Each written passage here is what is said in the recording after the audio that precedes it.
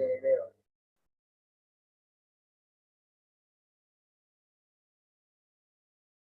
Posso dire che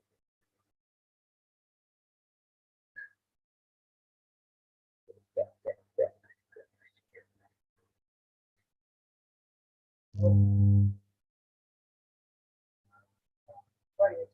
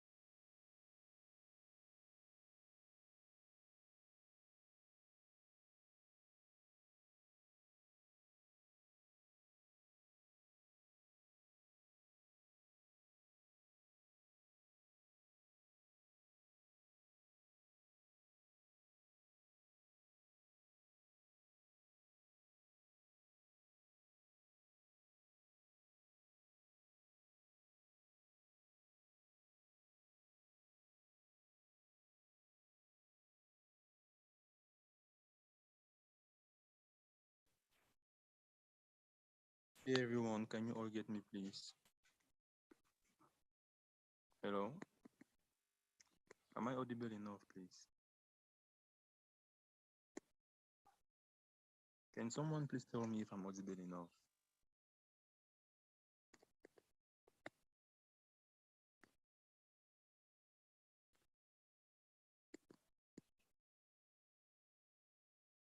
No, please just type in the chat box, even if you're muted.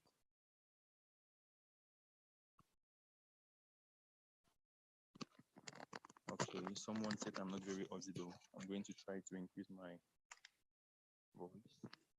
Am I audible enough now?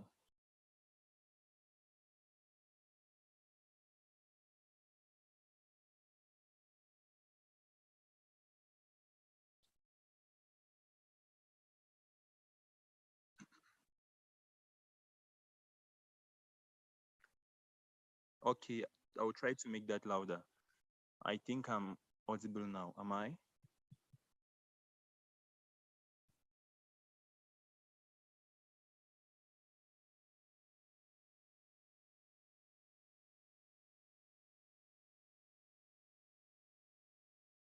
Okay, it's already time. We are normally supposed to begin with the training session now, but due to the fact that many people are not in, we are going to wait for some time. In the meantime, I'm going to present myself. I'm going to be the moderator for this session. Fodop Samuel from Cameroon, and I'm from the Catholic University of Cameroon Medical Students Association, and I'm the local officer for my school. So I'm going to present to you who is going to be our trainer. It's going to be Dr. Abdulaziz Lauer. Dr. Abdulaziz Lawal holds an MBBS degree of the University of Ibadan, so he's a medical doctor, Nigeria, and a master's in global health from Queen Mary University of London, winning the Principal's Prize for the most outstanding academic performance. He has previously worked with organizations such as APIN, PEPFAR, International Vaccine Institution, and most recently in a research role at the Infectious Disease Data Observatory, Center for Tropical Medicine and Global Health, University of Oxford. He currently works as a junior clinical fellow at the Royal Free London NHS Foundation Trust, and his research interests lie in infectious diseases, science and epidemiology, and their intersection with global health. So that's a brief introduction of who our trainer is. So that's that for now. We are going to wait for the others to join. People are still complaining about my voice. Okay, I'm going to try to make it louder than it is. Am I audible enough now, please?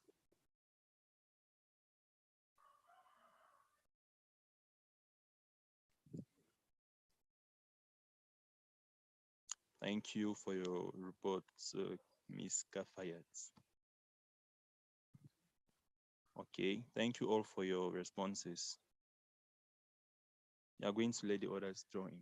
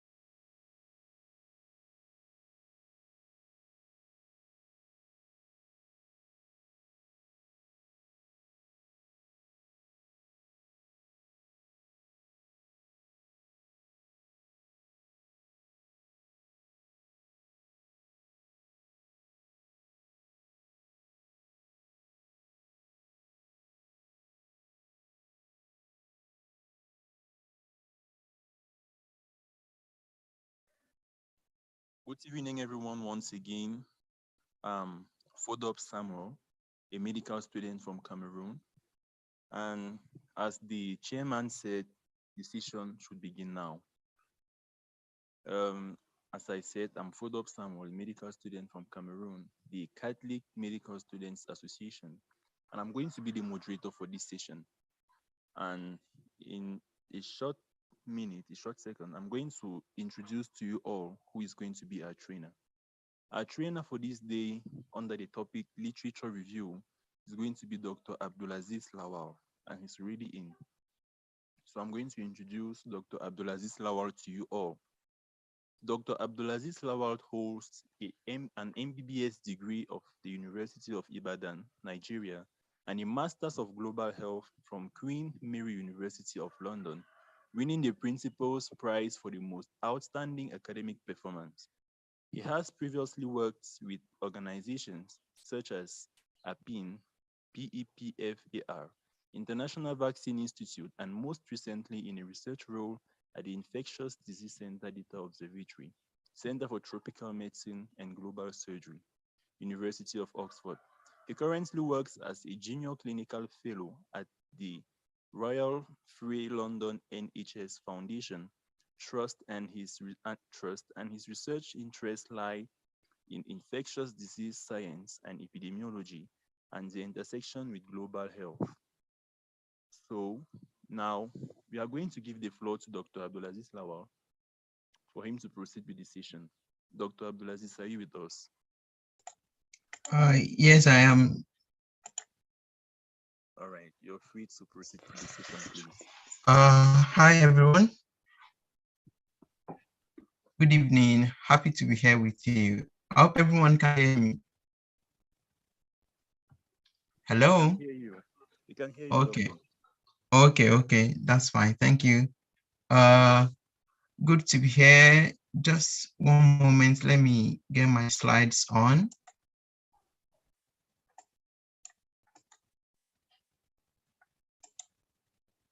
Yeah, sorry.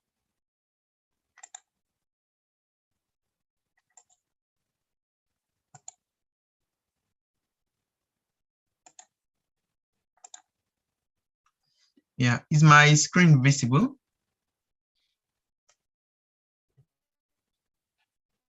If you cannot, you can just pop in something to the chat box. Is my screen visible now?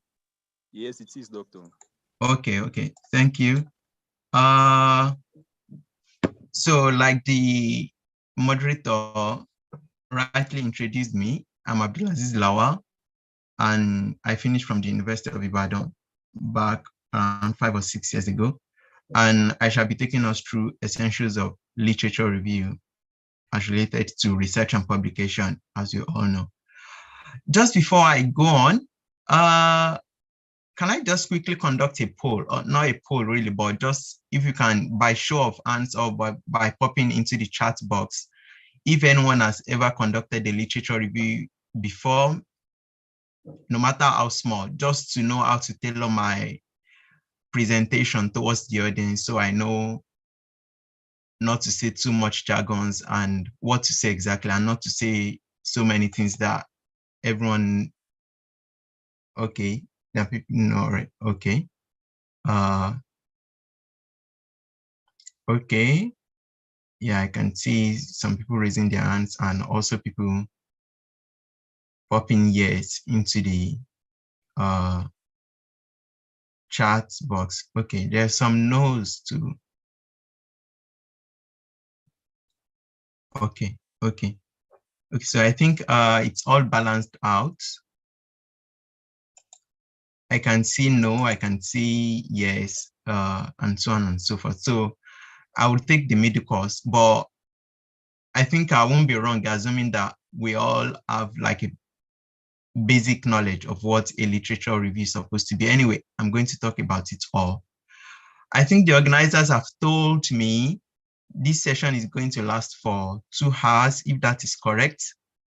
However, that would be too long a time for me only to be talking. And I've not even got so much to say alone. I've only got like 10 or 11 slides here to stimulate our discussion. and I really don't think that's going to last more than 30 minutes. What I think would happen is after the main discussion, like after I present my slides, there will be quite a lot of questions or people asking me to go back to some particular points during the slide so I can re-explain. I intend to make this as very simple and as hands-on, so that we can all we'll be able to set out to carry out a literature review at the end of this session. So I'm happy to be stopped at any point during the course of the presentation, either to seek clarifications or to ask any questions, or to even engage in any discussion, since we've got quite a number of time to finish it all. But 2 hours is going to be too long for me only to be talking without anyone coming in. So I would appreciate if you all contribute as time goes on, and I'll try to make it as informal as possible, hopefully. The slides are just to guide us. The slides are not loaded at all. I intend to do more of talking and explaining things to us. Let me just say, if you would allow me, I'll be drawing on my personal experience in conducting literature review and systematic reviews. So I'll be talking about my research quite a lot. So don't be offended if I seem to be excessive in doing that. As the moderator also mentioned, my research interest is mostly in infectious disease. So I'll be talking mostly about HIV, TB, global health, and so on and so forth. So that's that. I think I also realized there are people who have published quite a lot in here, and there are also people who are just trying to get up and publish something. So I hope the session is going to be useful for every one of us. So without wasting so much time, we can just dive in right away. Yeah, if that's okay. Is that all right? And are there any questions or anything I need to know before going ahead, the moderator?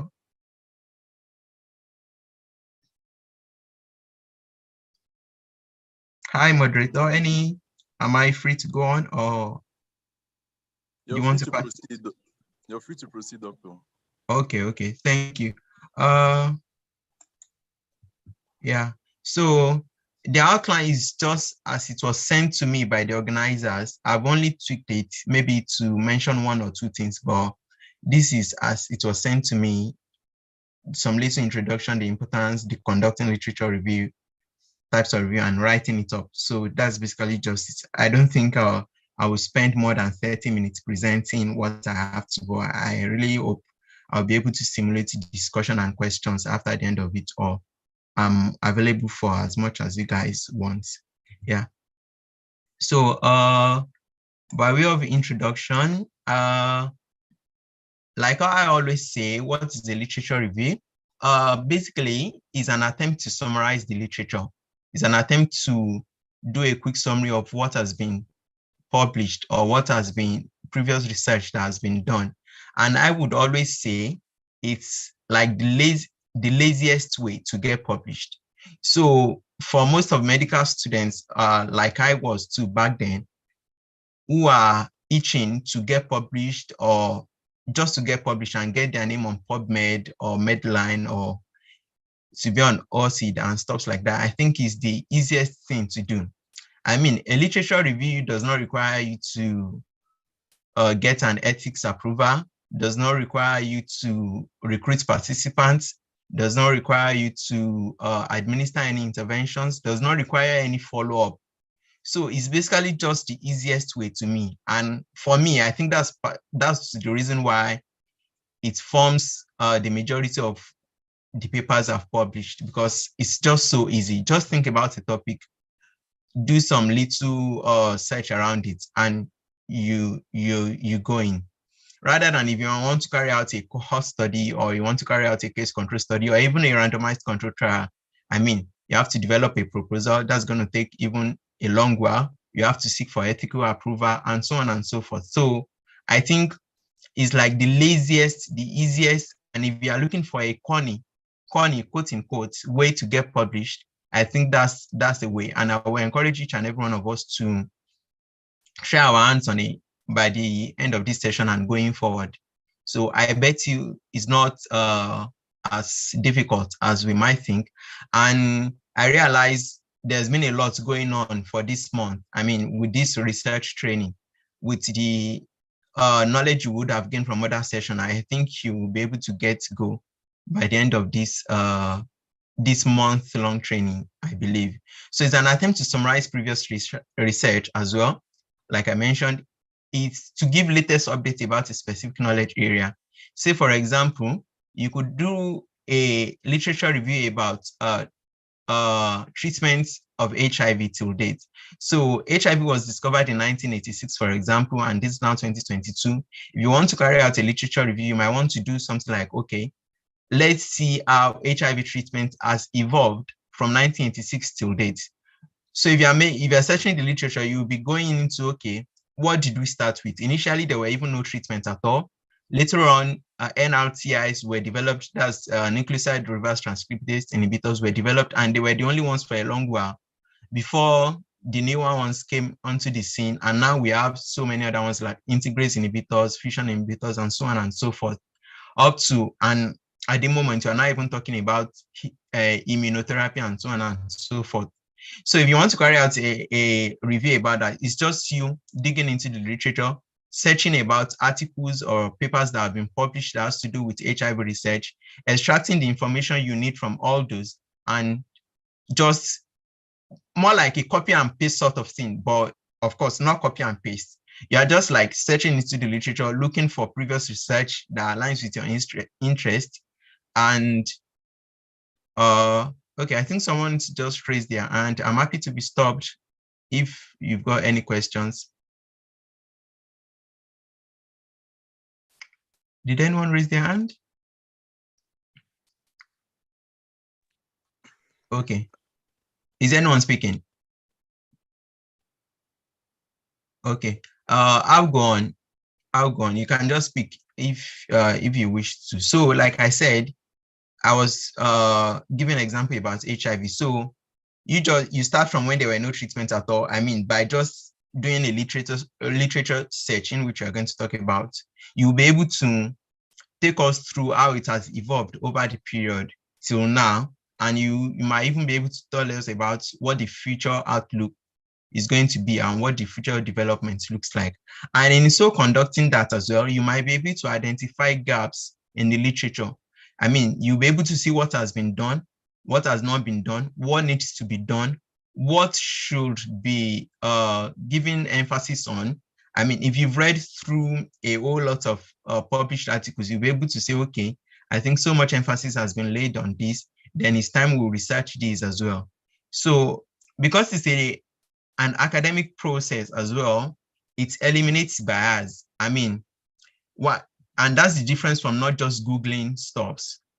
Because it's going to be peer reviewed, there is a laid out process in which you are going to follow. You are going to be providing an article which is devoid of bias to the academic community instead of just Googling whatever it is. And literature review are also very important and in making policy decisions. Say, for example, the government is about to legislate cyclists to wear helmets. They can just do like, okay, let's go into the literature. Are there actually any benefits if cyclists have to wear helmets? Like, if you have to enforce this kind of policy, is it going to make any sense at all? Does it really, does helmet or do helmets actually protect cyclists from injury? And if it does, what's the extent of the protection it offers? Things like that. So when policymakers, be it in the government or any other kind of policymaker, want to make a decision as well, they can always carry out a literature review, see what the research says to make sure their policy is evidence-based. Yeah. And about meta-analysis is like the supra kind of literature review. It most times is used to gauge and evaluate the effectiveness of interventions. So that's just a summary about what a literature review is and how important they are for the academic community and even the policy world and even the general populace. Yeah, so that's just that. if you got any questions, please stop me. So I'll be going forward. Here I've got types of literature review. I think the bar here is blocking. Yeah, types of literature review. Yeah, I've got. I think to me, depending on the text or whichever school of thought you're following, types of review could be as much as 10 or 8 or 6. But I think most falls under a narrative review or a systematic review, as I've put on in here. A narrative review is just like a storytelling. Exactly. That's exactly what it is. But a storytelling in an academic way is more like prose, like you are just writing prose. There is no intervention. You are not evaluating any intervention. You are not trying to see if whether something is better than other. You are not yet trying to see if paracetamol or aspirin is better for obstetric pain. You are not trying to do anything. You are essentially just trying to tell us story. What has happened? What has happened over the years? What kind of research has been done? So that's what a narrative review essentially is. It's more like a prose, and storytelling, like I said, and it's essentially just summarizes the literature. The extent of your search depends solely on you. I mean, you'll be the one to just, okay, I want to go right into 10 years, 20 years back, and so on and so forth. And there may be no formal quality assessment to evaluate your review. Like, you can just write to the extent of, at your discretion, just make sure it is academic and it's going to be adding to knowledge. Like, it's going to be providing summary, a concise summary that everyone would like to read. So that's what a narrative review essentially is, which I think we all can do. You can just choose a topic of interest, see what has been published about it, and you are just trying to summarize, copy and paste what each and every author have said and synthesize it together and just publish it. That's what essentially a narrative review is. A systematic review, on the other hand, is a step ahead, is a level higher than a narrative review, in that it has to answer a specific question. So, for example, you want to know, what are the factors that affect the adherence to the treatment of HIV? Why do people not take their HIV medications? Why do some people take their antiretrovirals, and why do some people not do that? Or you even want to check strategies that have been evaluated in the past to improve adherence to the treatment of HIV. Say, for example, text messages, phone calls, pill counters, digital ways that have been done in the past to improve the adherence to the treatment of HIV. So you might want to do that as well. So that is going to, you have to answer a specific question. You are just not telling us story. It's not a prose like a narrative review is. So you need to have or you want to, for example, evaluate, okay, what are the major causes of obstetric or maternal death in the last 10 or 20 years? Or you want to even see if a particular drug has been very effective or not. So it has to answer a specific question. So there has to be a question in which you want to answer with a systematic review, and that is more rigorous. And also your search has to be very exhaustive and comprehensive. That is, you have to search everywhere possible so that article will have a good reception in the academic community. It's also time-bound. I mean, you are going to say, okay, I'm going back 10 years or 20 years, and the protocols are stricter than a narrative review. So a meta-analysis is like the supra kind of literature review, and that has to do with some kind of statistical analysis of quantitative results from previous published studies. Say, for example, we are trying to see if vitamin A immunization is actually beneficial for under 5s. So apparently, a lot of researchers will have tried to find that, to answer that question, maybe in their different locality. Some people might have tried to evaluate that among children in India. Some people might have done that among children in Nigeria. Some people might have done that among children in Pakistan, like trying to administer vitamin A and see the effectiveness. A meta-analysis, and for example, for each of those individual studies, the researcher in India would have been able to say, okay, if we give children vitamin A, their relative risk of dying before the age of 5 is 0.5. The researcher in Pakistan might have found out if you give vitamin A immunization, the odds ratio of people dying from diarrhea is going to be 1.2. And the researcher in Nigeria might have found out, okay, the odds ratio of administering vitamin A is so, and so. So your duty, or what you want to do for a meta-analysis, is combine the results of all those studies together to find a sort of like an average. So the average is going to, what the average says is going to actually tell us if vitamin A is beneficial at all, or if it's not even beneficial, or even if it's harmful by the end of your meta-analysis.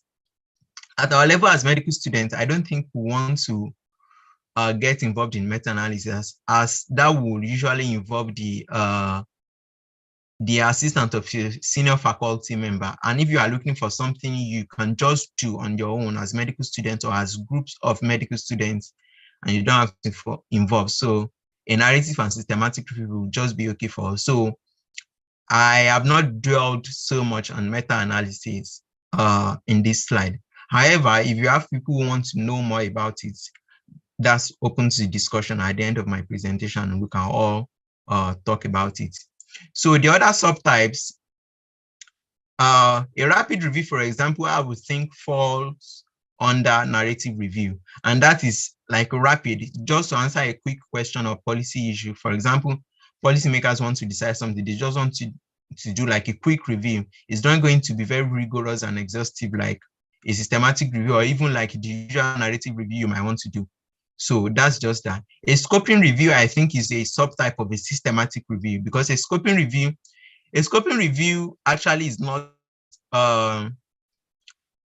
maybe is not as maybe exhaustive as a systematic review. What a scoping review does is just to assess the extent and the quality of what has been published in the literature. Say for COVID-19, for example, what a scoping review of COVID-19 studies will do is, okay, I want to find out how many cohort studies has been done, how many case control studies has been done, how many randomized control trials has been done as regards COVID-19, just to have a look of the research landscape, of the literature landscape.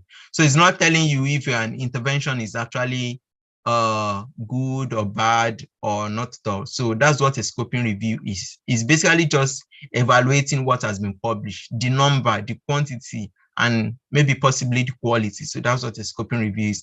And we've also got critical review, argumentative review, and so on and so forth as well, which might not be, so going into the details might not be very necessary for this occasion. To the next slide. Yeah, getting started. Like I mentioned, you have to develop a topic or question. I mean, what you are interested in and what you want to write about. Excuse me. After doing that, it is encouraged, although this is not compulsory, but it is encouraged to have a protocol for your systematic review.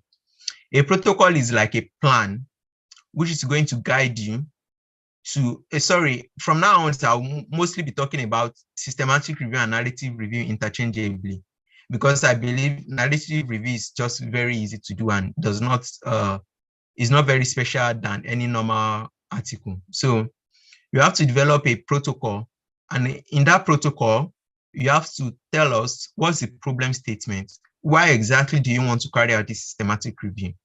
So for example, the last systematic review I carried out, I tried to find out what are the factors affecting the adherence to the treatment of tuberculosis among HIV patients.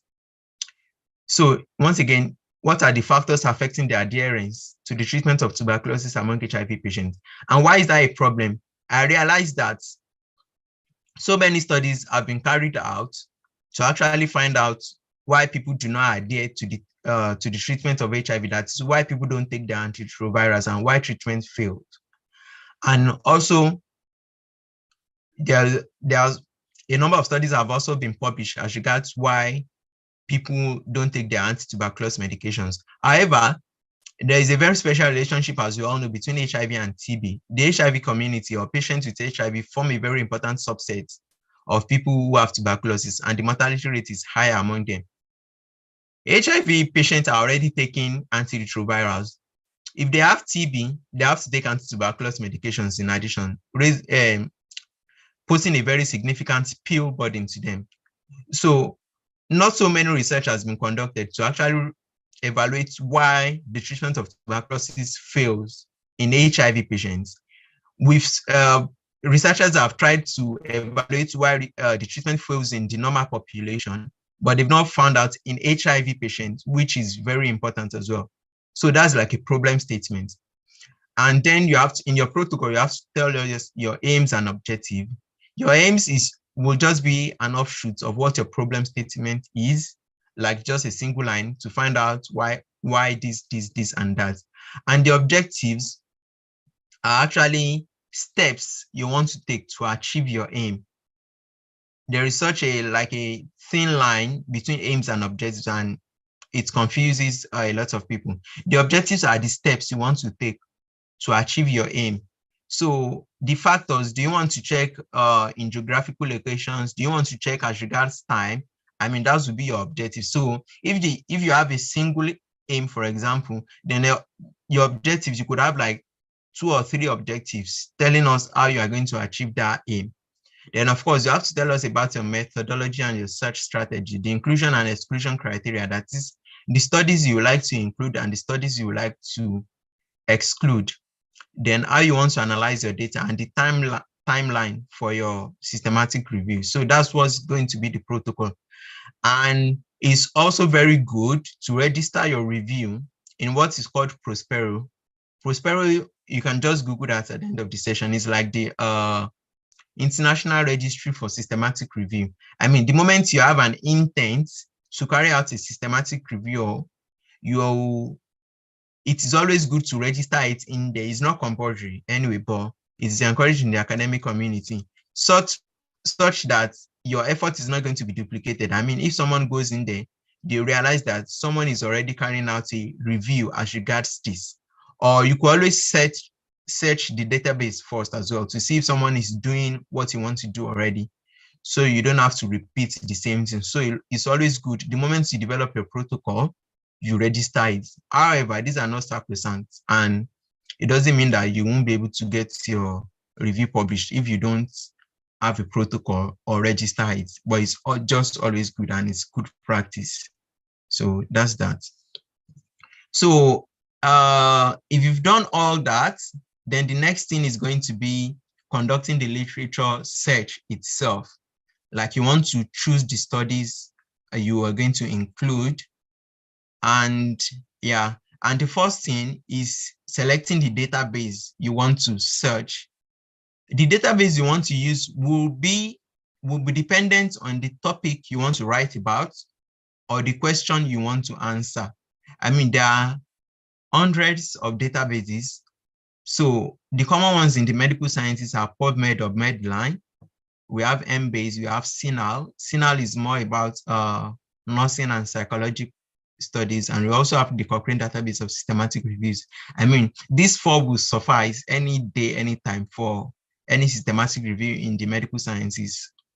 If you just want to carry out a brief review or whatever, these 4 will always suffice. But for example, someone in engineering or someone in the social sciences, will not be using any of these databases if they want to carry out a systematic review. They will be using other databases that are specific to their own field. But for a field like global health, you might want to include the social sciences database as well, because global health is very much related to the social sciences. So it just depends on the question you want to answer, like I said. So then, yeah, the search is done using keywords, in which I'm going to talk about in the next slide. You have to make use of Boolean characters to search, and then you have to screen afterwards. So that's that. So use of keywords and Boolean characters. By the time you've identify the database to use, depending on whatever facility is available to you in your school. For example, I use a particular kind of website in which all database can be searched through that website. Like this HDAS and is the NICE website. If I go through that website, I don't have to go to PubMed website separately. I don't have to go to Embase website separately. I don't have to go to CINAHL website separately. I could just search for everything within that site. So say, for example, I want to, this is my question. And the question, this is my systematic review topic, barriers to and enablers of adherence to the treatment of active tuberculosis in patients with HIV. So I could just say this also means, in other way, just to make it simple, this is like an academic kind of topic. This also means what are the factors that affect adherence to the treatment of active tuberculosis in patients with HIV. So what I want to do in carrying on a systematic review with this kind of topic is I want to extract the concepts in this topic. So, and I've extracted 4 or 5 concepts here, like the main keywords that I need to search. And the first is barriers and enablers, like you can see here, which is the concept 1. The concept 2 is adherence. The concept 3 is treatment. Concept 4 is tuberculosis, and the concept 5 is HIV. So these are the keywords I'm going to be searching for in the database. I'm not just going to be searching for anything randomly. I'm going to extract the keywords in my question or the topic, and that's what I'm going to be searching for. And now to the use of Boolean characters. So for example, the concept 1, what you want to do is the moment you land into that database, so for concept 1, I'm going to type barriers. So I'm going to type barriers, or for this concept, for each of the words listed. Is someone raising their hand? Samuel. Yes, yeah. Yes, somebody is asking you to please repeat the website name for searching different databases. Okay. Do you mean I mentioned PubMed? I mentioned Medline. I mentioned Embase. I think it's in the previous slide actually, and I mentioned CINAHL. Yeah, PubMed. It's in here. PubMed, Medline. PubMed just contains PubMed and Medline like the same, but PubMed includes articles that have not been indexed in the literature. So you might get more recent research in PubMed than Medline. So then Embase, CINAHL, then the Cochrane database, if you're carrying out a systematic review. I think the other one I mentioned is HDAS, that's hdas.nice.org.uk, but that's available only to people working in the UK or maybe in UK institutions or the NHS. Your school might have subscription to a kind of subscription to different databases as well, where you might be able to, so instead of going to Medline database or Embase database, you might be able to search for everything in a single website, which is going to actually make stuff easier for you. I hope I've explained that. Yes, doctor. Thank you very much for your explicit Yeah. explanation.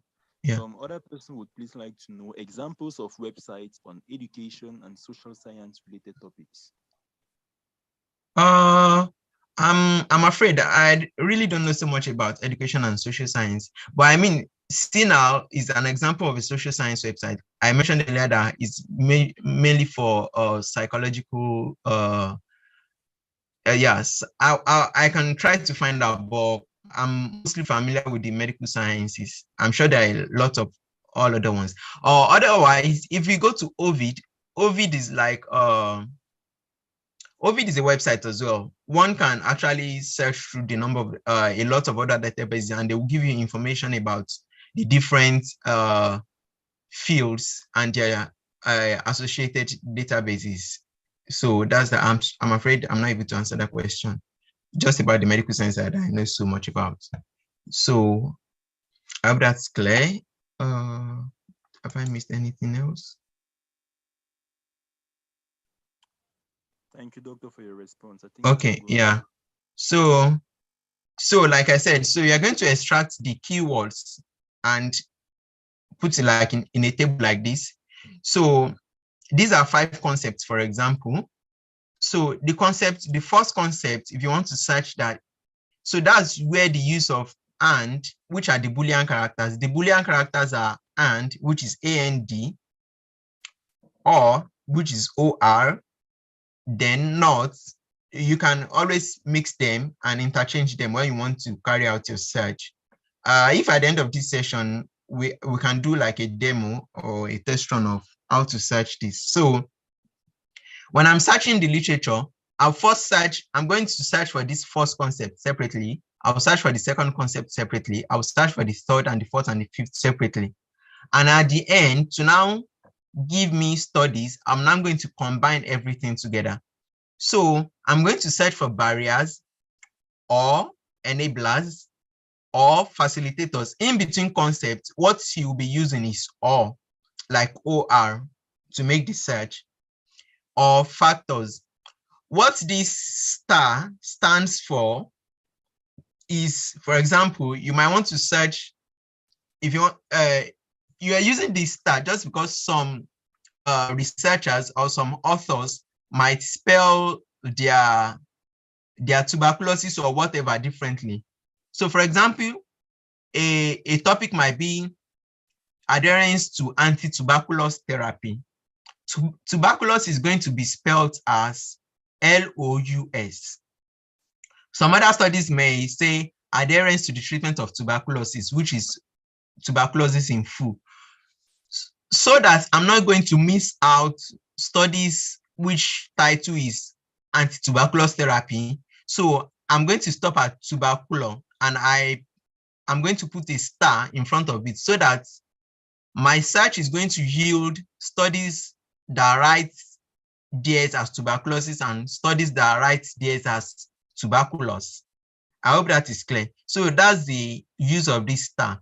So treatment, it could be treatment or treatments in some studies, depending on how the authors worded their abstract or the topic. So that's why you want to use this star so that you don't miss out a topic, any topic. For example, if I want to search for malaria, after writing malaria, most likely I want to put a star after the A as well, so that my search is going to yield studies that says anti-malaria, that is malaria with L afterwards, so that my search is going to generate those studies as well. Because if I write just malaria, if I write just tuberculosis, then my search is only going to yield studies that have the topic tuberculosis in full in them, and we'll be missing out others that says anti-tuberculosis or anti-TB and things like that.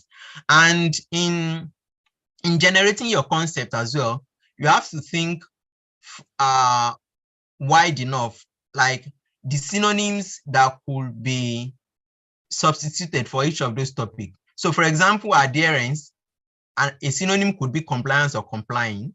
So you want to search for all of these. And for treatment, for example, synonyms could be therapy. So some author might say anti-tuberculosis treatment, anti-tuberculosis therapy, anti-tuberculosis therapy. So you don't want to miss out all those. So you want to search for all the synonyms possible so that you get a number, like quite a number of research, a number of studies to consider. So you divide the keywords into concepts and you look for synonyms for each of those concepts so that your search is going to yield as many studies as possible. So after dividing them into the keywords, like I said, so in between the keywords, like in between the concepts, for example, you are going to search for the first line. How the database works is line by line. So my first line, what I'm going to be typing is barriers or enablers or facilitators or factor, this factor with a star. That's going to be my first line. I'm going to search for that. Then the next line, then the next line is going to be this: adherence or adhering, compliance or complying. Like I'm going to search for each and every one of these in each line. So by the time I have that, to now give like a summary, so at the last line, the sixth line for me in the database is now going to be, I'm now going to type line 1 and not or again, and line 2 and line 3 and line 4 and line 5. I'm going to be using and for the last line. So that's going to give me, is going to generate all studies that have to do with what I've inputted into the search box. So if anyone is not clear, we can do a demo or just stop me and I can explain better at any time. So that's just about the use of keywords and Boolean characters. And this is an example to demonstrate that. So after you have your studies, I mean, if you've done this search appropriately, the database is going to bring to you a huge number of studies. Yeah, so we could do a demo afterwards. So it's going to bring to you a huge number of like studies. So then what will be the next?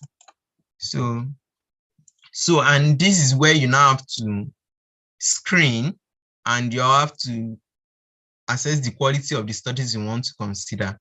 So for example, if you search above, you might get up to 2,000 or 3,000 papers.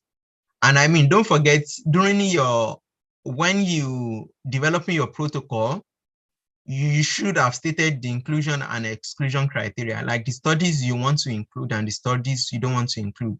For example, in this study above, like barriers to and enablers of adherence to the treatment of active tuberculosis in patients with HIV, for my inclusion criteria, I'm going to be including only studies that have to do with active tuberculosis.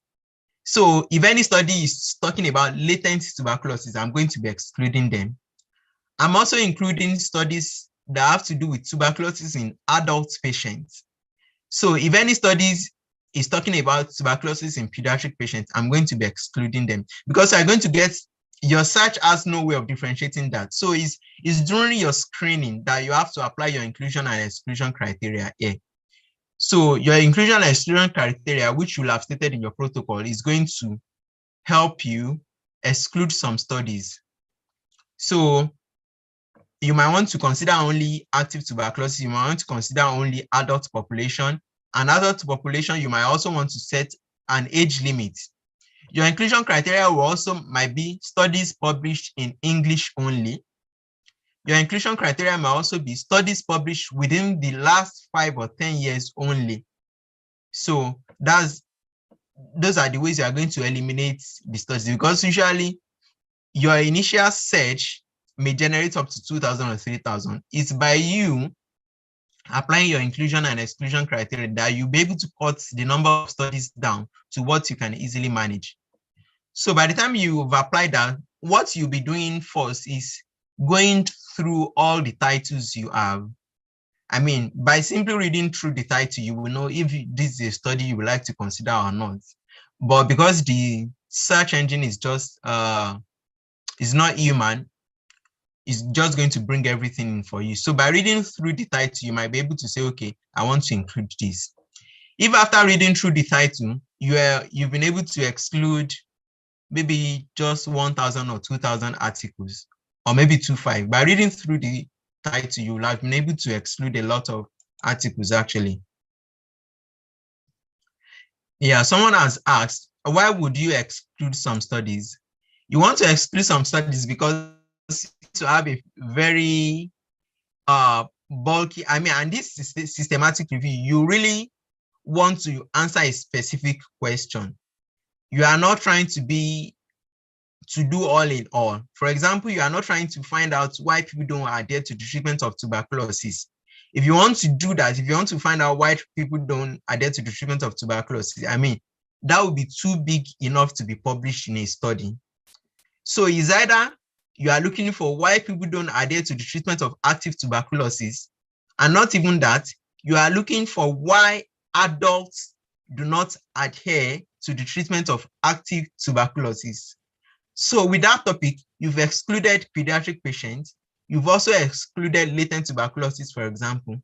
You might also exclude patients with TB co-infection, because if you want to just find out adherence to tuberculosis blanketly, you are going to be having too much on your hand or too much in your mouth to chew, and that may not be publishable. It will be too much, definitely be too much. So you need to have inclusion and you need to have exclusion criteria as well.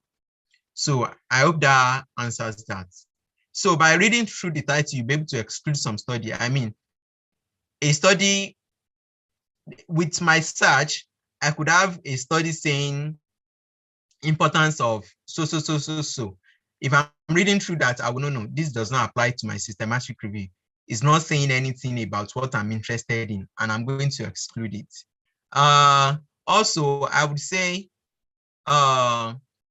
usually when you want to, as part of good standard or standard practice, when you have like 3,000 studies, 2 or 3 people are supposed to go over it and do the inclusion and exclusion separately, so that it's going to eliminate individual bias. Yeah, someone has asked, is there a way to recall the multiple studies we wish to study? Yeah, the search engine is going to bring to you the title of each and the link associated with each. So I mean, if you have like 3,000 topics being presented to you, or 3,000 articles presented to you, that would be like 30 pages. But by the time you are reading through, you are going to have another document where you are extracting the studies that are relevant to your own systematic review. So that's not the process of, that does not have to be formally documented. Like, you just have a document separately on your own. So by the time you read through a study, you say, okay, this is going to be interest and it's going to satisfy my inclusion and exclusion criteria. You are going to extract that topic and copy and paste it, put it aside in another document. So that's that. So if after searching through the title, you've read through the titles, you still have quite a number, then you now want to read their abstract. The abstract is going to provide more information about the studies, and it's going to tell you, okay, is this going to be relevant to you or not? So that's that. Those are means by which you eliminate some studies. And if with the abstract, you still have quite a number, you really still want to go ahead and read the full text of the articles to see if they actually satisfy the inclusion or exclusion criteria. Because the title or the abstract might not be all inclusive, and they might not be able to tell you what exactly, by reading through the abstract, you might not be able to say exactly what the studies or what the study has to do with. So by reading through the text itself, you'll be able to say, okay, this actually deals with active tuberculosis. This actually deals with malaria in under 5. This actually deals with so in a specific region. So that's how you screen. Yeah. So after now, if you've screened, by the time you've applied this inclusion and exclusion criteria, you've screened the title, you've screened the abstract, and you've read through the full text, you should have reduced number of articles. I will show you a flow chart, the example from my last systematic review. Now you want to assess the quality of those studies. Is always a good thing to do, and to see you are going to be including everything. There is the Casp checklist. You can take note of that and Google it. It's a checklist in which you use to evaluate each of the studies you want to include to see if they meet a standard quality. There are a number of tools online you can use, and you can use the MMAT tool as well. So these tools are like checklists. So you are going to be taking each of the studies you want to include in your review and see if they match the checklist, if they satisfy the criteria in any of these checklists you choose to use. So that's just the quality assessment. So that's that. And next, we now go to flowchart. So like I was saying, this is an example of what you will will have at the end of it all. You are going to have a flowchart in which you put out in your publish. So for example, in my last one, when I searched, I had more than 2,000 studies from the 4 databases, because the database is just an artificial, not even AI, is a machine. So the human aspect still needs to come in to be able to say, okay, this is relevant or not. So you might also get duplicates from different databases. I mean, studies might be cited in more than one or two databases. So by reading through your search, you will be able to remove the duplicates. So you screen the title, and after removing the duplicates, you might have just about 36, or depending on whatever, how broad the topic is. So if you review the abstracts, this is just an example, you find out that the topic might look catchy and may look like, oh, this is going to be relevant to me. But by the time you read through the abstract is like an abridged version of what goes on into the full text. You realize that only few articles actually are relevant to you. And now when you review the full text, you might just have just few number of articles left with you. So that's just to demonstrate what, okay. Someone has said they don't understand the checklist. The checklist is to, sorry, let me just go back one slide. The checklist, there are actually quite a number of checklists online. These are just the two most popular ones, or the two most common ones. These checklists are used to evaluate the quality of the studies.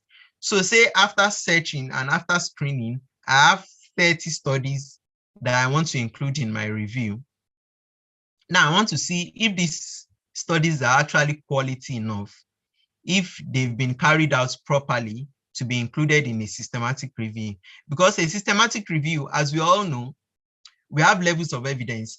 A systematic review is like one of the highest, is on the highest ladder of evidence, one of the top evidence we have. So you want to make sure the studies you are including satisfy some quality criteria, and you just don't want to include any studies. So these checklists have been developed by other authors, by other researchers. They are just like an aid tool to help you to see if a study is quality enough or satisfies some criteria to be worthy of being included in a review. So, for example, the checklist might contain, does this study have a time frame? Was the follow-up proper? Like, it contains quite a number of things, in which I don't think we should dwell so much on that. But basically, we are using the checklist to evaluate each of the study you want to include, to see if they satisfy the quality, if they are quality enough to be included in your review. So, and other researchers will want to be interested in if you actually screened your studies for quality, because that's going to even make your systematic review, whatever you are telling us afterwards, that's going to make it more weighty if you've actually screened them very well. So I've talked about this flow charts. Yeah. So writing it up, which is just like the end of it all. So by the time you've searched, you have 20 articles. So if it's a narrative review, I mean, it's just like any other article. Any other article in that you need to write your introduction, your aims and objectives, the methods, the results. Well, a narrative review may not essentially contain results like that, and discussion, just 4 headings for a narrative review. So pretty easy. And of course, you want to include diagrams and so on and so forth in there.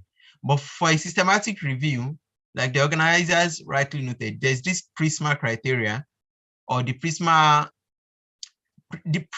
is, I can't remember the full meaning now.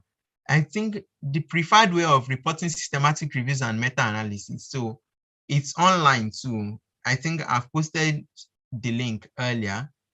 So you have to mention about all this when you writing up, and there are subtopics or sub-points under each of these: title, abstract, introduction, method, results, and so on and so forth.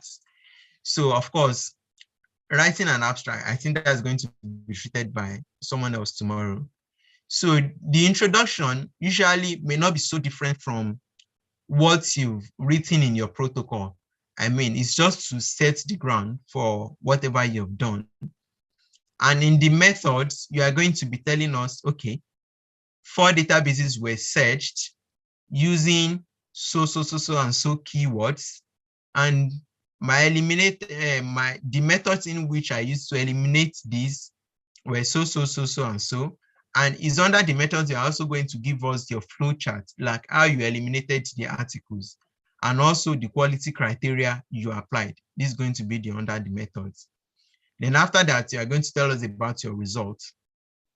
Under your results, to make your publication more robust, or to make your article more robust, you might want to tell us the characteristics of the studies. Say, okay, how many cohort studies are in this? How many cohort studies did I find? How many case control studies did I find? How many systematic review did I find? How many randomized control trials? You might also want to talk about the location of each of those studies, just to set the ground for your results. And then you are now going to talk about what each studies has to do with. Let me just answer this question. Yeah, so someone has popped in the full meaning of Prisma. Yeah, that's that. So the result is basically you just extracting the information you needed from those studies and just putting it together, summarizing it. I mean, under your result, you need to have different headings under which you are discussing. By the time you've read through all the studies, you will be able to identify the headings yourself. Say, for example, adherence to the treatment of tuberculosis. After reading through 20 papers, you will have been able to find out a common theme that is arising from each of those studies. It could be poverty, it could be marital status, it could be distance to healthcare facility, it could be attitude of healthcare workers. Like, you would have been able to identify the major themes that stand out from each of the studies and the themes that are common to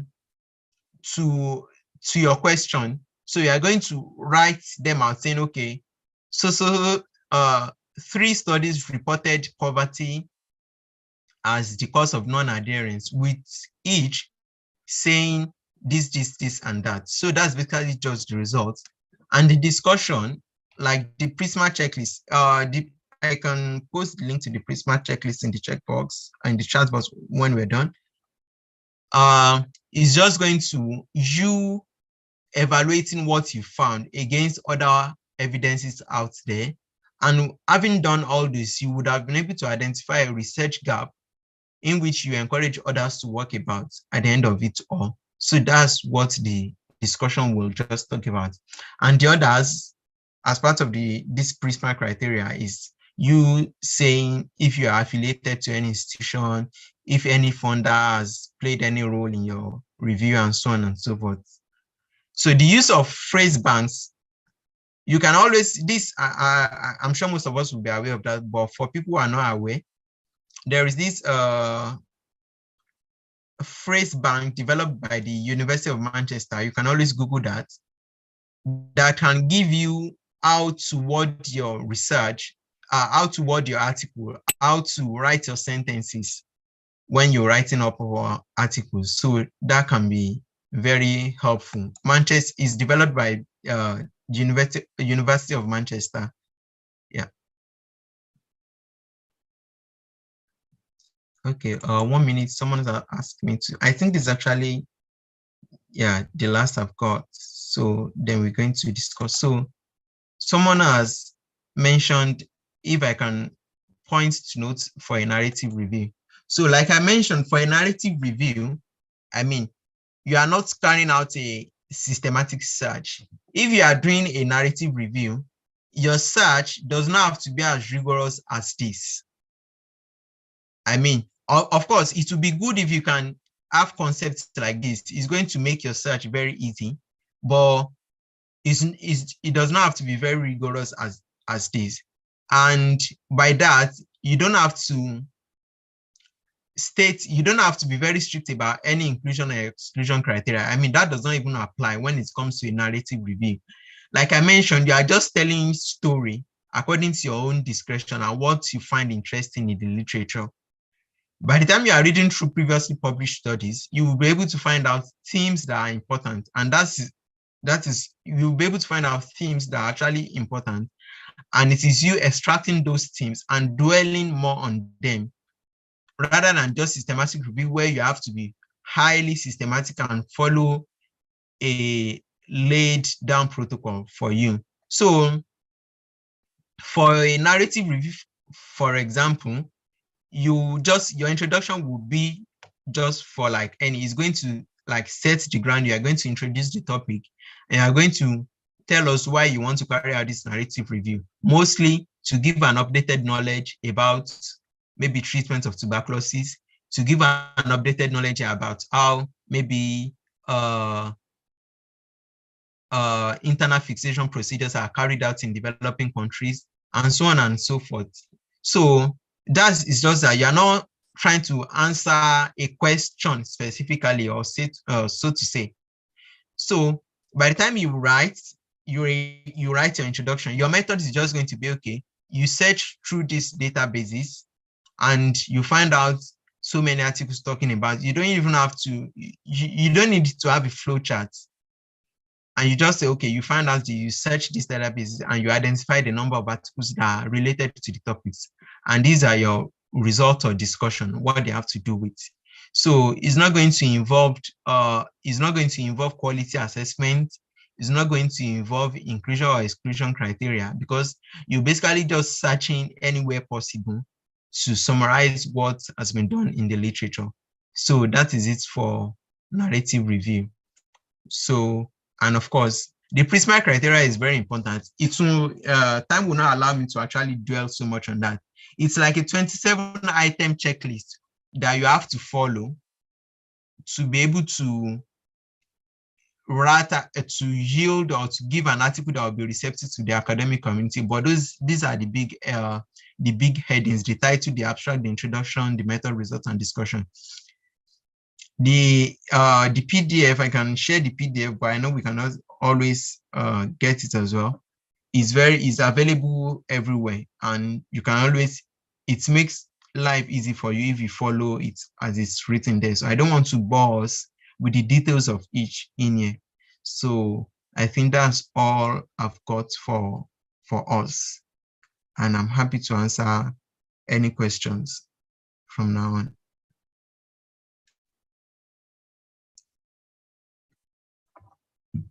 Okay. I think I've spent up to 1 hour. I never expected to spend this much. Yeah. Thank you immensely, Doctor, for your lecture. Yeah. I think it's time now to launch the question and answer session. For that, the organizers will decide, Mr. Sadiq Dambata, either we are going to, either the participants are going to unmute their speakers and talk, or they are going to type their questions in the chat box. Either ways, we are proceeding with the question and answer session now.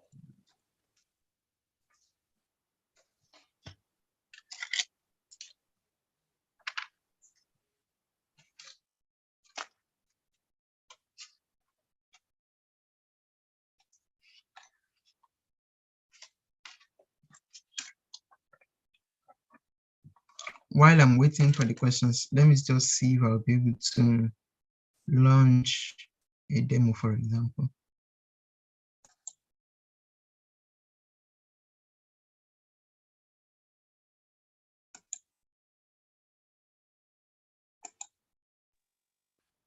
Okay, Doctor. A lot of people are insisting on the aspect of demo. Okay, let me just 1 minute. I'm trying to get up the website.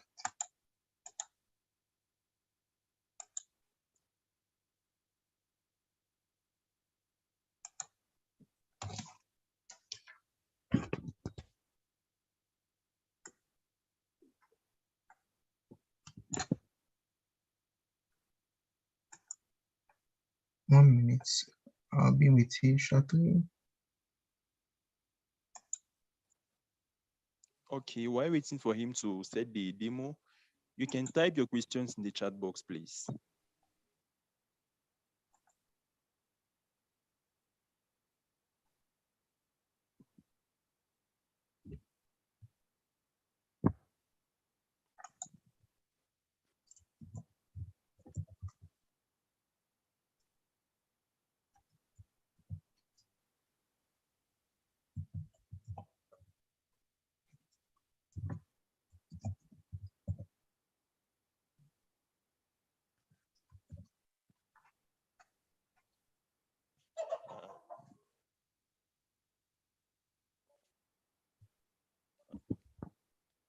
Dr. Lawal, we have some questions in the chat box. Okay. A participant is asking if you could please shed more light on how to design a protocol in carrying out a systematic review. Okay, sorry, 1 minute. Yeah. Okay. Yeah, if you can shed more light, and yeah, the protocol, like I mentioned, is just let me bring up the slide again. It's just like a plan. It's like a research plan, or like what you want to do. A protocol does not have to be more than, say, 2 or 3 pages, for example. I'm just trying to get up something. 1 minute.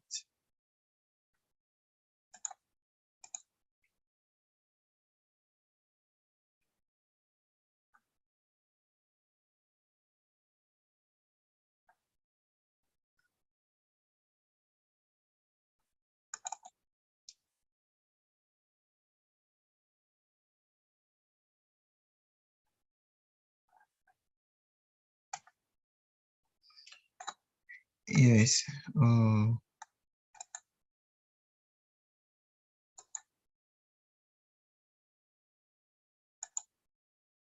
Yeah. So the protocol, like I mentioned, am I allowed to share this 1 minute?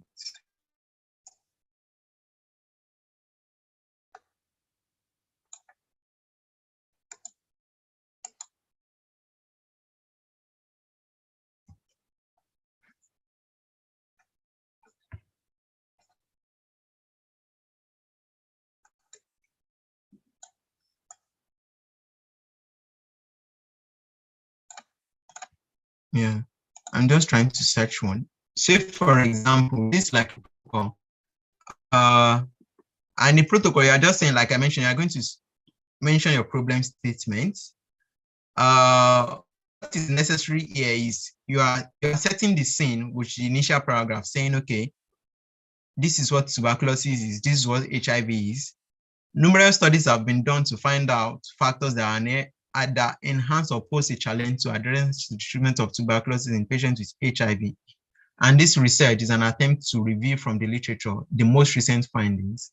So it does not have to be more than 2 or 3 pages. That's your protocol, and that's what you'll be submitting to Prospero to just your plan, what you want to do. So you are setting out the problem statement. This was you're telling them why you want to carry out this and why this is actually necessary. And then you go on to your aims and objectives afterwards, which is going to say basically just rephrasing your question. That's your aims and objectives. Then you tell them about your methodology. The reason for actually developing a protocol is to eliminate, apart from the fact that it's going to prevent duplication of effort if you have registered it in a protocol database, it's going to, it's going to prevent bias by the time you are carrying out your search or your literature.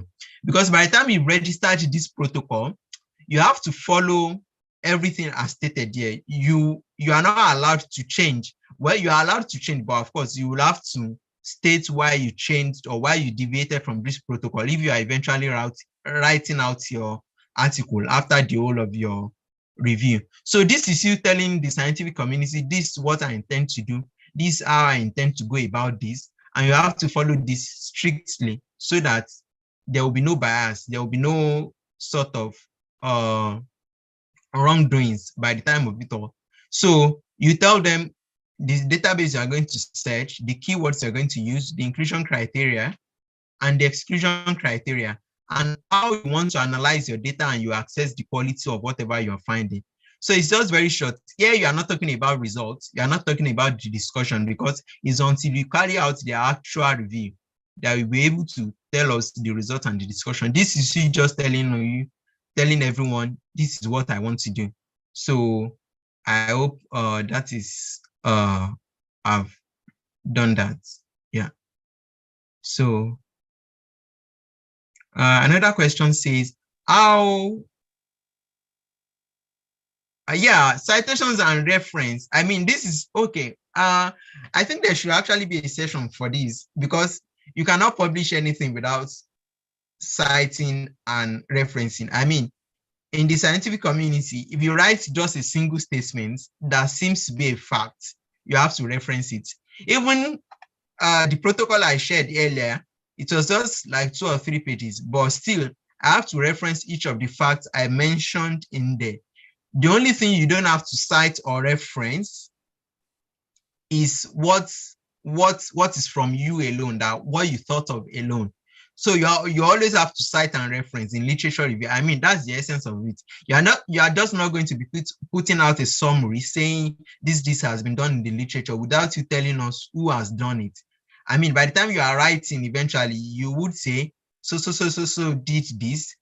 Researchers from Cameroon, Fodop et al. Did this. You always have to say that. So citation and reference is very important in literature review and in any academic kind of article for that matter. So that's that. Also, which journals will you advise students to submit their literature review for publishing? Oh, well, I think it depends on your institution. Depends, the journals you publish in will depend on your institutional affiliations, because sometimes you might require funds, you might require this and that. But I think for a start, the local, your local medical association, I believe I'm talking to medical students anyway. For example, if you're in Nigeria, the Journal of the Nigerian Medical Association is always a good place to start, because it might be less expensive for you, and it might also be more receptive. It might be well received, especially if you are talking about, and if your research has to do with something that is applicable locally. So it might be well received and gain more reception publishing locally. However, if you're able to find an international journal as well, so you can always go for it. But most times that might include or involve paying for some fees, which might be exorbitant if your institution does not have any subscription to those journals. So your local journals are always very important to start with as medical students, and I will advise that whatever country you've come from, the journal of the local medical association is always very good. And if you just want to step up, you might step up to African journals as well. Say African Journal of Medicine and stuff like that. I mean, it will be more received. Of course, the aim is for everyone to be able to publish in international journals, but it's always good to start from somewhere. So that's that. Yeah, what's the difference between protocols and research proposal? It's almost the same thing.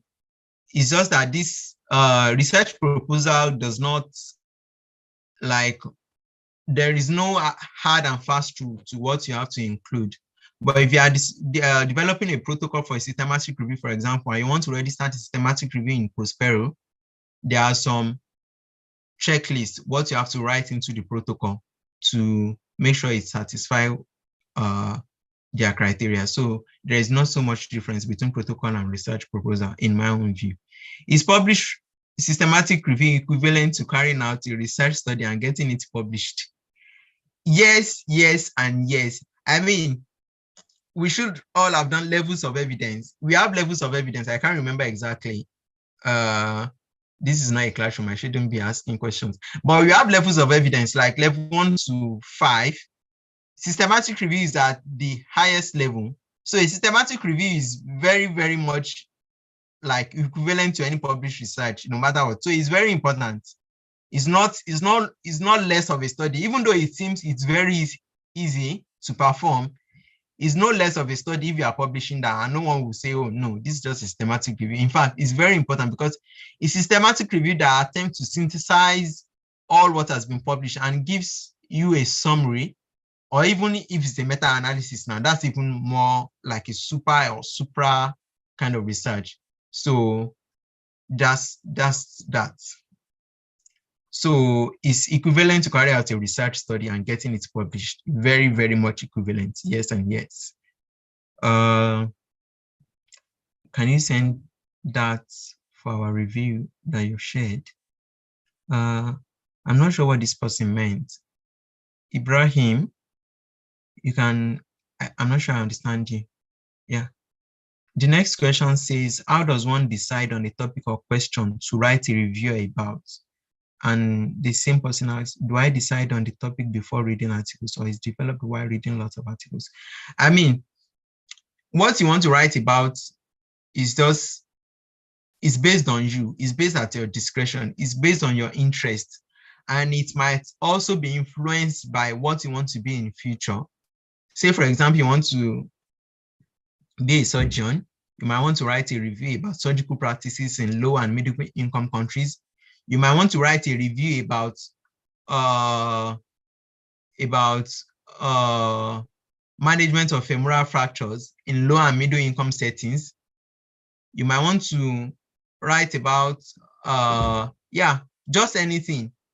If you are interested in infectious disease, for example, you might want to write about management of HIV in Africa, in Nigeria, how it has evolved over the years. So it's solely based on you. It's based on what you want to write, based on your research interest, and maybe based on your future aspiration. Because if you're aiming to be a surgeon, by the time you're applying for surgical training, if you've published research or you have articles written up and published in the surgical specialties, you are going to gain more points, and you'll be a step ahead of other candidates. Oh, the paper you have just shared, the protocol. Oh, that's my personal protocol. I can send it to you if you wish. I never published it anyway, so, but I can send it to you just to have a look of what a protocol could be like. So that's that. Yeah, no questions for now. I was just going to see if I can do the demo.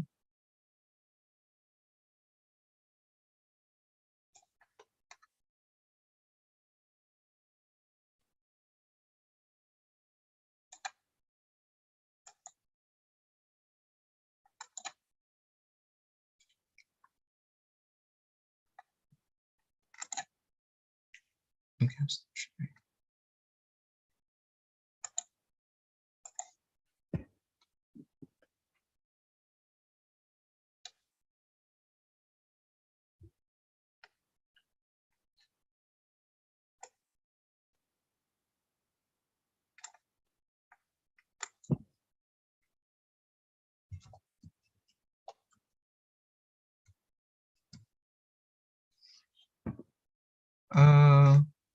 Just while we are waiting, I would be grateful if you can please fill this feedback form. I would appreciate it, please. I'm putting out a link in the chat box. If you can please fill in that. It's just like a feedback to say how much of this has been useful for you. So I will appreciate that if you can just feel that it will take less than 1 or 2 minutes while waiting for more questions.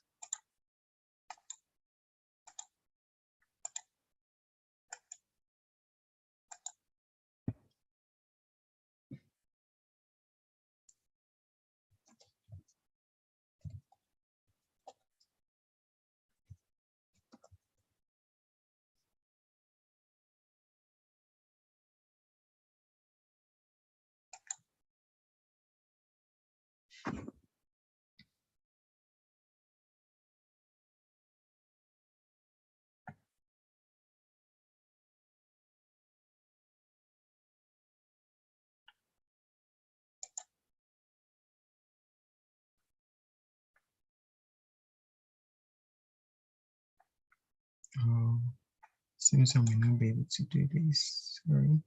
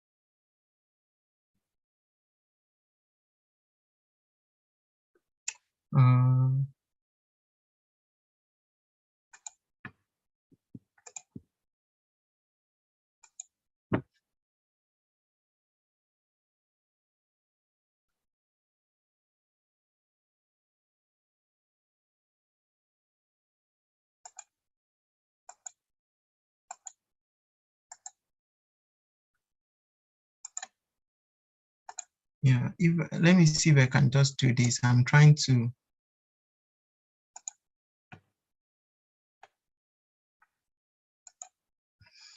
Yeah, I'm not sure this is the best. I'm using Ovid and the interface is not very good. So, for example, I want to search, let's say, tuberculosis.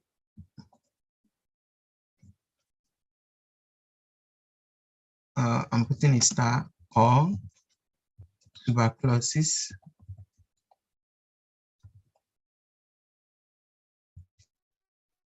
or TB, because that might just be some,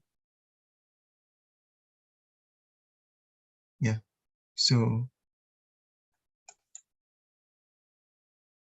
if I search that, yeah, I mean, I have up to, this is not very feasible. I have up to 60,000 articles from here. So the next, that's one of the concepts. I'm going to search HIV, or say,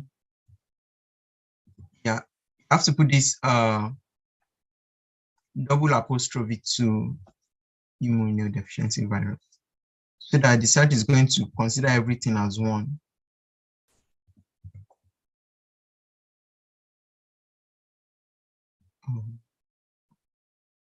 Yeah.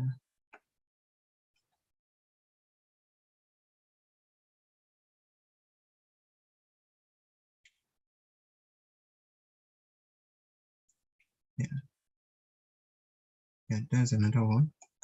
Then you search for the treatment or therapy.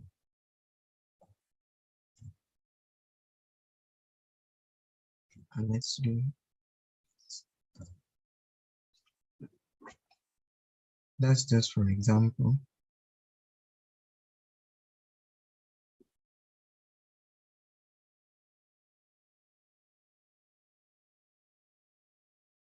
Yeah, so this is crashing, sorry.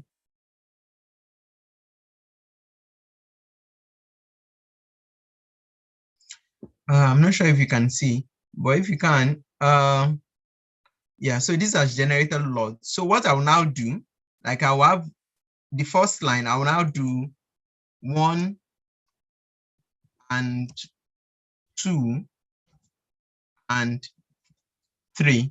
I've searched for 3 concepts already. So I'll now combine search. So I should have fewer articles now because I've combined everything together. Yeah.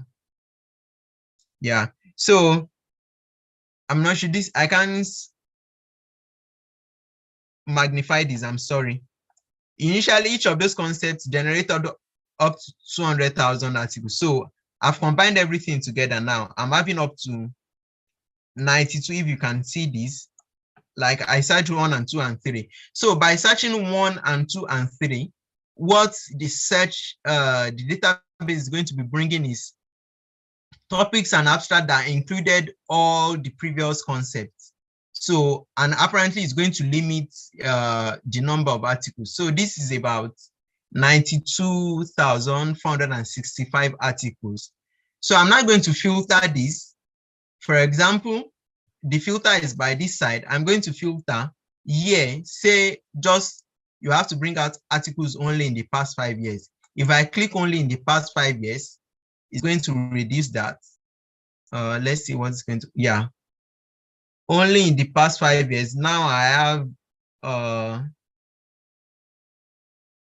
less than, what is this? I think I have less than 5,000. Yeah. You can also choose to filter by difference, maybe by subject, by author, by publication. In some, be able to filter by language. So you don't want to include articles that are not published in English or French, for example. So that's just like a simple one. I'm sorry, this is not very it's not very, I can't magnify it, and I'm not very computer savvy to be able to demonstrate that. I hope this is fine. Yeah. Have we got any further questions? Otherwise, I could send the slides and that example protocol to the organizer so we can get it from them afterwards. If that's okay.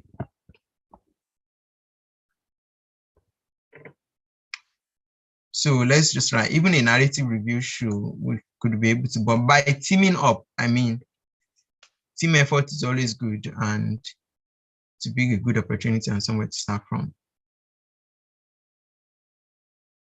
Yeah.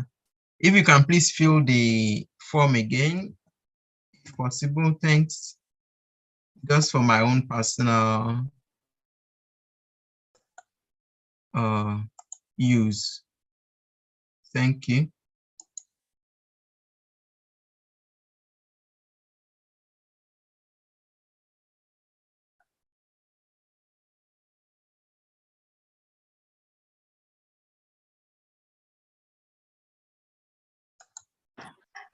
All right. Thank you very much to our speaker. My name is Sadiq Sani Dambata. I am the head of projects for FAMSA Skuma. And once again, I would like to appreciate you deeply for all the knowledge that you've shared with us today. The chairperson is currently held up, so I'll be giving the closing remark on his behalf. To all the people that were here present and listened from the beginning to the end of this program, I'm sure you people have learned a lot of things. You have received some very valuable information, things that you'd end up holding to the end of your publishing career. Because personally, as I've listened through this entire session, there are things that I have picked from here, the things that I have learned and noted down that will go a long way in my personal development as a researcher as well as a publisher in the medical field. So thank you very much, Doctor, for all that and everything that you have shared with us. I can see that we do not have any more questions from the chat box. This is to say that Doctor has done justice to this topic. At this point, I don't think there's anything extra that you can ask that from start to finish he has not said or he has not demonstrated for us here today. The recordings for this session will also be made available for those that were not able to make it here with us today. And then we also have people that have been listening in from our YouTube live. I can see that there are no questions also from the YouTube live session. So thank you very much, everyone, for tuning in. Tomorrow, we'll be having our session on data analysis with Dr. Abdulakim Olorokoba, same time tomorrow from 4 p.m. to 6 p.m. So I would really appreciate it if everybody can tune in as well for that session. So we'll also try to get the slides and share them with everybody that is present here so you can go over them and then you can revise from all the things that we have learned here today. And the review for the link that has been sent, please make sure you fill in the link. We'll also send the link to all the groups, all the paid groups with all the participants. So we'll have everybody fill in the review so that you can have the information you need, Doctor, from this session. Dr. Abdulaziz, thank you very much for sharing with us. And I can also see that you have graciously shared your contact information with everyone that is here. We're very grateful for that gesture, sir. Thank you very much for your time. And thank you very much, everyone, for tuning in to our session today. I hope you all have a pleasant evening. Thanks, bye.